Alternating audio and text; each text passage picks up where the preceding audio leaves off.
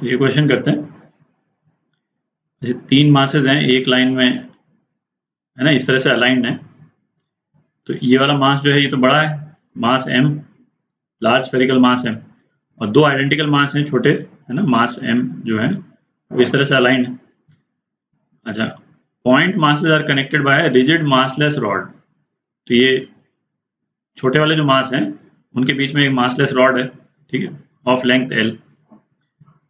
अच्छा, और ये तीनों मासेज जो हैं फ्री टू मूव है, ये दोनों तो जुड़े हुए हैं। अच्छा, और ये पूरी जो असेंबली है, असेंबली मतलब ये पूरा सिस्टम है ना, एक बड़ा मास और 2 छोटा मास इस लाइन के अलोंग जो है वो मूव कर सकते हैं कहीं पे भी। क्या बोलता है, all 3 masses interact only through gravitational interaction. अच्छा, तो ये क्या पाया गया, when the point mass is near, when the point mass nearer to m, मतलब नियरर टू कैपिटल M, मतलब ये वाला मास जो है ये r इजिकल टू 3l पे है, ये r दे रखा है, r यदि 3l है तो रॉड पे टेंशन 0 हो जाता है, ठीक है, रॉड पे टेंशन हो जाता है 0 हो जाता है किस मास के लिए, यदि m जो है वो इतने के बराबर है। तो 2 कंडीशन, यदि ऐसा हो और ऐसा हो तो रॉड में टेंशन 0 हो जाता है। तो k की वैल्यू पूछी, ठीक है। तो ऐसे करते हैं, ये जो 2 मास हैं इनको, हालांकि आइडेंटिकल मास हैं, तो इनको मास a और मास b बोल देते हैं, ठीक है। तो रॉड में टेंशन कब 0 होगी, जब मास a पे जो नेट फोर्स होगा और मास b पे जो नेट फोर्स होगा दोनों बराबर होंगे, ठीक है। तो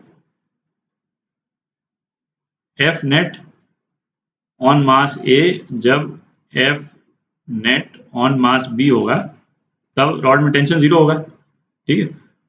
फोर्स, नेट फोर्स चाहे मतलब इस डायरेक्शन में हो चाहे लेफ्ट डायरेक्शन में हो या राइट डायरेक्शन में, फर्क नहीं पड़ता, तो दोनों सेम डायरेक्शन में होनी चाहिए, है ना, ए पे भी और बी पे भी सेम डायरेक्शन में होंगे और इक्वल होंगे, तो रॉड में टेंशन 0 होगा। तो एफ नेट ए निकालते हैं, एफ नेट ए ये कितना हो जाएगा,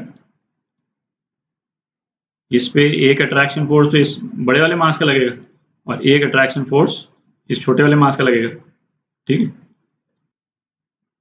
अच्छा, मैं ये बार बार जो ग्रेविटेशनल कांस्टेंट है जी उसको नहीं लिख रहा हूँ, ठीक है, क्योंकि वो बाद में तो कैंसिल आउट हो ही जाएगा, तो केवल बाकी जो मासेस वगैरह हैं, है ना, केवल उसी को लिख रहे हैं अपन।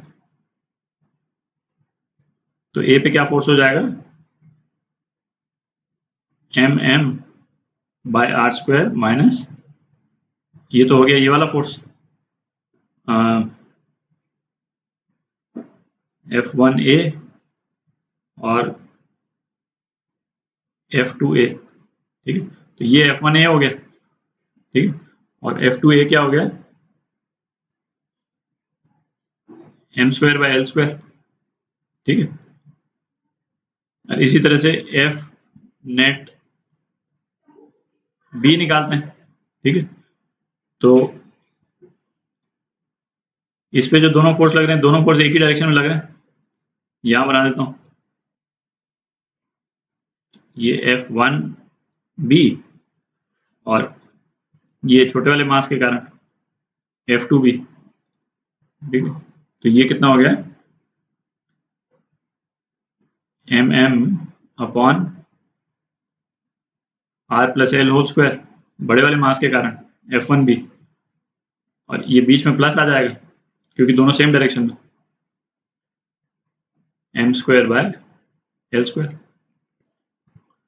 तो दोनों इक्वेट कर देते हैं, तो mm by r square minus m square by l square is equal to mm by r plus l whole square plus m square by l square. अच्छा, अब टेंशन कब 0 होगा, r is equal to 3l पे, r is equal to 3l की value डाल देते हैं, है ना, r की जगह 3l की वैल्यू डाल देते हैं। तो mm by 9l square minus m square by l square is equal to mm by 16l square, है ना, r 3l plus l 4l plus m square by l square, ठीक, ये m तो कैंसिल हो जाएगा, इसको आप रीअरेंज कर दें तो ये रिलेशन आ जाता है बेसिकली,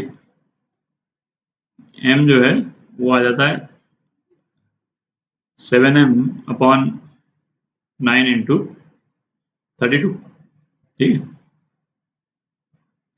अच्छा, अब दूसरा कंडीशन क्या दे रखा है, m यदि ये हो तब जाकर के रॉड में टेंशन 0 होता है, ठीक है। तो दूसरी कंडीशन उसको लगाते हैं, क्या है, k m अपॉन 288, है ना। ये दूसरी कंडीशन है रॉड में टेंशन 0 होने की, पहली तो यूज कर ली अपन। तो ये जो है पहली कंडीशन से हमारे पास में ये आया था, तो इसको इक्वेट कर देते हैं 9 इंटू 32, तो इससे आपका k आ जाएगा, ये m जो है कैंसिल हो जाएगा और k कितना आ गया, 7 आ जाता है। ये आपका आंसर।